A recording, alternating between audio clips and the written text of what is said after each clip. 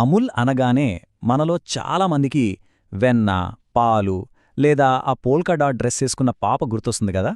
కాని అమూల్ అంటే కేవలం ఇవి మాత్రమే కాదు. దాని వెనకాల ఒక పెద్ద కథే ఉంది. అదొక బిజినెస్ సక్సెస్ స్టోరీ మాత్రమే కాదు, అది 36 లక్షల మంది రైతుల ఐక్యతకు నిదర్శనం. వాళ్లు రోజుకి అక్షరాల 3.5 కోట్ల లీటర్ల పాలు సేకరించి దేశంలో 20 లక్షల షాపులకు పంపిస్తున్నారంటే ఊహించుకోండి. ఇదొక అద్భుతం కదా. అసలు ఈ అద్భుతం ఎలా సాధ్యమైంది? పదండి తెలుసుకుందాం. ఈ నెంబర్ చూడండి, 90,000 కోట్లు. ఇది అమూల్ బ్రాండ్ వార్షిక టర్నోవర్. అసలు విషయమేంటంటే, ఇంత పెద్ద సామ్రాజ్యాన్ని కట్టింది ఎవరో ఒక్క బిలియనియర్ కాదు, మనలాంటి లక్షలాది మంది సామాన్య రైతులు. వాళ్ల కష్టం, వాళ్ల ఐక్యత, దానికి ప్రతిఫలమే ఈ నెంబర్. సో అసలు ప్రశ్న ఏంటంటే, ఒక చిన్న ఊళ్ళో కొద్దిమంది రైతులతో మొదలైన ఒక కోఆపరేటివ్ సొసైటీ ఇండియాలోనే one of the most powerful బ్రాండ్స్గా ఎలా ఎదిగింది? దాని వెనుకున్న సీక్రెటేంటి తెలుసుకుందాం రండి. ఈ కథను అర్థం చేసుకోవాలంటే మనం టైంలో కొంచెం వెనక్కి వెళ్ళాలి. అంటే 1945 సంవత్సరానికి. స్వాతంత్ర్యం రాకముందు గుజరాత్లోని ఖేడా జిల్లాకి. అక్కడ రైతులు వాళ్ల కష్టానికి సరైన ఫలితం దక్కక ఒక రకమైన దోపిడీ వ్యవస్థలో నలిగిపోతున్నారు. కాని వాళ్ల ఆ నిస్సహాయతలోనే ఒక పెద్ద విప్లవానికి పునాది పడింది. ఒక్కసారి ఆ సిచ్యువేషన్ ఆలోచించండి.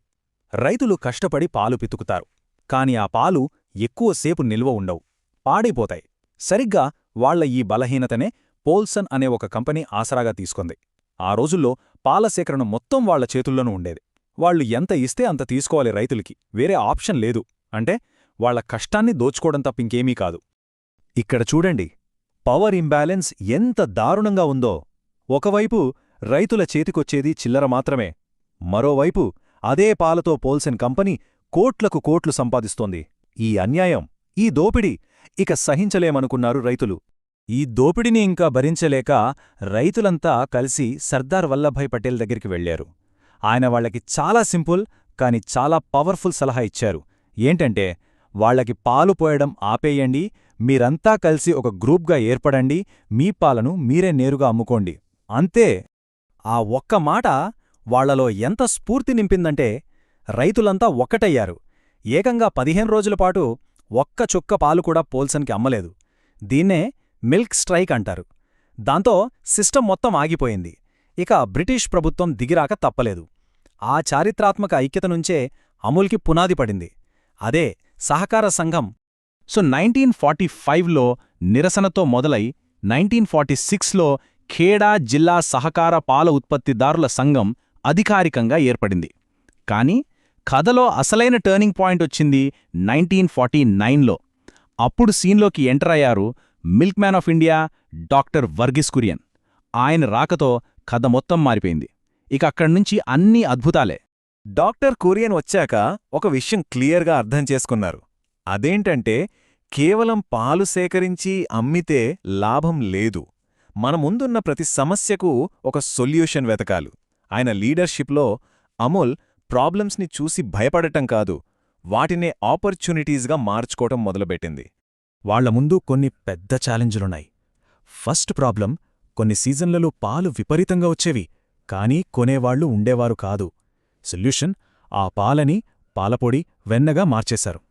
సెకండ్ ప్రాబ్లం, ప్రపంచంలో ఎవ్వరూ గేదె పాలతో మిల్క్ పౌడర్ చెయ్యలేరు అని నమ్మేవారు.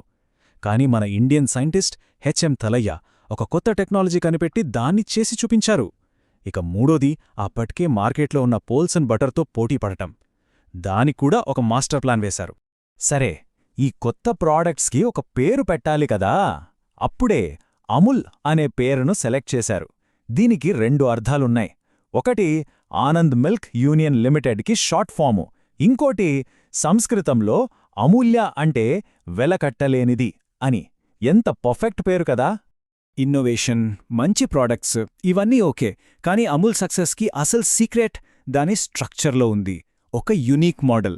దానివల్లే అమూల్ కేవలం ఒక కంపెనీలా కాకుండా ఒక ప్రజా ఉద్యమంగా మారింది. అదెలాగో చూద్దాం.